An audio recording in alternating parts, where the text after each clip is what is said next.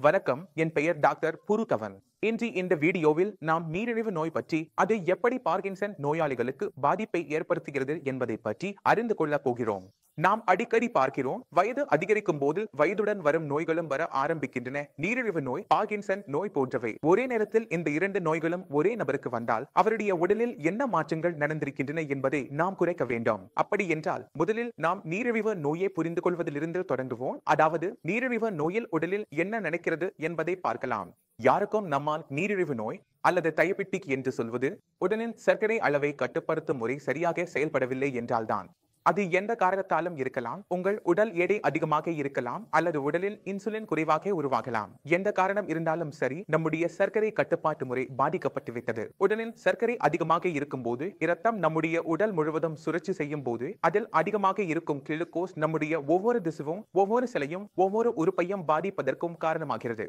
அது நம்முடைய மூளை என்றாலும் சரி, நம்முடைய நுரையீரல், இதயம், கல்லீரல் என்றாலும் சரி, எல்லா உறுப்புகளையும் பாதிக்கிறது. அதனால்தான் அனைத்து நீரிழிவு நோயாளிகளிலும் நாம் ஒரு பொதுவான விஷயத்தை கவனிக்கிறோம். அதாவது அவர்களின் உடலில் வயதானது வேகமாக நடைபெறுகிறது மற்ற நீரிழிவு இல்லாத நோயாளர்களுடன் ஒப்பிடும்போது.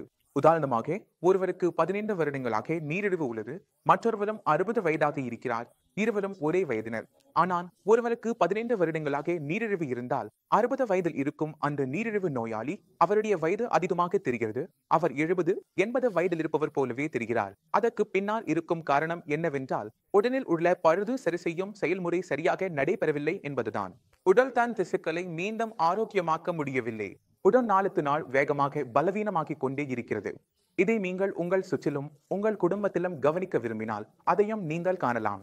உங்கள் மாமா அல்லது மாசி இருவரும் கிட்டத்தட்ட ஒரே வயதில் இருப்பார்கள். அதிகம் என்றால் 2-3 வருடம் வித்தியாசம் இருக்கும். ஒருவர் நீரிழிவு நோயாளி என்றால் அவரை பெரியவராக பார்க்கிறீர்கள்.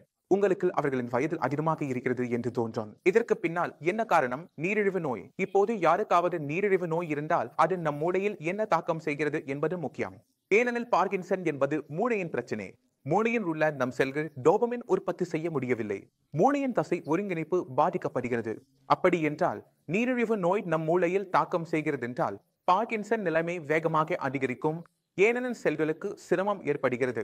மூளையின் செல்களுக்கு தங்களை தாங்களே பழுது பார்க்க சிரமம் ஏற்படுகிறது. அதனால் ஒரு நோயாளியில் பார்கின்சன் மற்றும் நீரிழிவு இரண்டும் ஒரே நேரத்தில் இருந்தால் நாமும் எந்த விலையிலும் நீரிழிவை கட்டுப்படுத்த வேண்டும். சாதாரணமாக சர்க்கரை அளவு நோன்பில் 80 இருக்கும். சாப்பாட்டுக்கு பிறகு அது 180 வரை செல்லும். ஆனால் நீங்கள் முயற்சி செய்ய வேண்டியது என்னவென்றால், உங்கள் நோன்பு சர்க்கரை பிபி சர்க்கரை அல்லது ரேண்டம் சர்க்கரை எதுவாக இருந்தாலும் அது 18 ஐ கணக்கக்கூடாது. 200 ஐ ஒருபோதும் கணக்கக்கூடாது.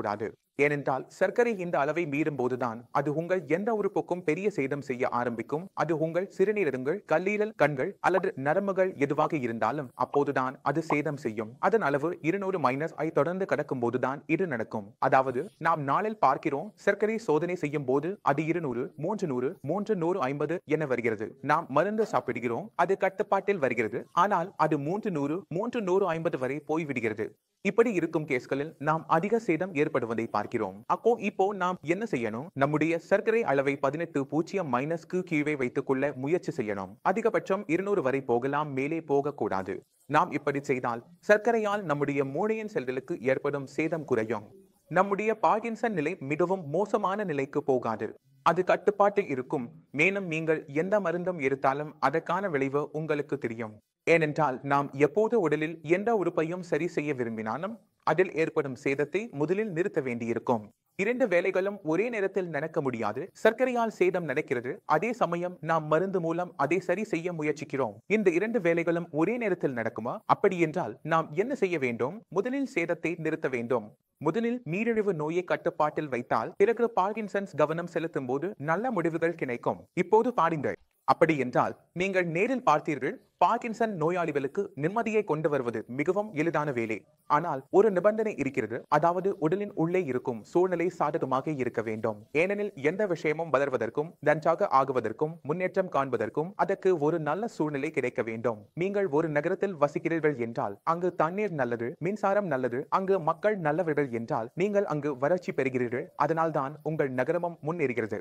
அதேபோல் நம்முடைய உடலுக்குள்ளும் சூழ்நிலை நல்லது உள்ளதாக இருந்தால் அங்கு உணவு நன்றாக சென்று கொண்டிருக்கிறது, உடற்பயிற்சி நன்றாக கிடைக்கிறது, சாப்பாடு நல்லது கிடைக்கிறது, நமக்கு நீரிழிவு இல்லை, இரத்த அழுத்தம் இல்லை. அப்போதுதான் நம்முடைய உடலுக்குள்ளே அந்த சூழ்நிலை உருவாகிறது. அங்கு நம்முடைய உடல் செல்கள் தங்களை தாங்களே பழுத பார்க்க முடிகிறது. ஏனெனில் மருந்துகள் வெறும் அந்த சூழ்நிலையை உருவாக்கும். அங்கு உடல் தனது இயல்பான செயல்பாட்டை செய்ய முடியும். உதாரணமாக சொல்ல முயற்சித்தால், 2 விஷயங்களில் எங்காவது வெட்டல் ஏற்பட்டால், காயம் ஏற்பட்டால் நாம் அதை சுத்தம் செய்கிறோம். நாம் ஆன்டிசெப்டிக் தடவுகிறோம், ஆன்டிபயாட்டிக் மாத்திரைகள் சாப்பிடுகிறோம். இருந்தாலும் காயம் நேரடியாக ஆறாது, அது தானாகவே ஆறும். அது தானாகவே ஆறிவிடுகிறது. நாம் அந்த காயத்திற்கு என்ன செய்தோம் என்றால், அதற்கான சூழலை மட்டும் கொடுத்தோம். உடலின் சூழல் முக்கியம், அந்த சூழலை எப்படி வழங்குகிறோம் என்பதே முக்கியம். இந்த விஷயத்தை புரிந்து கொள்ள முயற்சி செய்யுங்கள். மருந்தின் சந்தேகம் இருந்தால் கேட்கலாம். நான் மற்றும் டாக்டர்கள் குழுவும் கிடைக்கின்றோம். அவர்களிடம் பேசலாம், நேரில் சந்திக்கலாம். விடை பெற அனுமதி கேட்டுக்கொள்கிறேன். அடுத்த வீடியோவில் சந்திப்போம். அதுவரை வணக்கம்.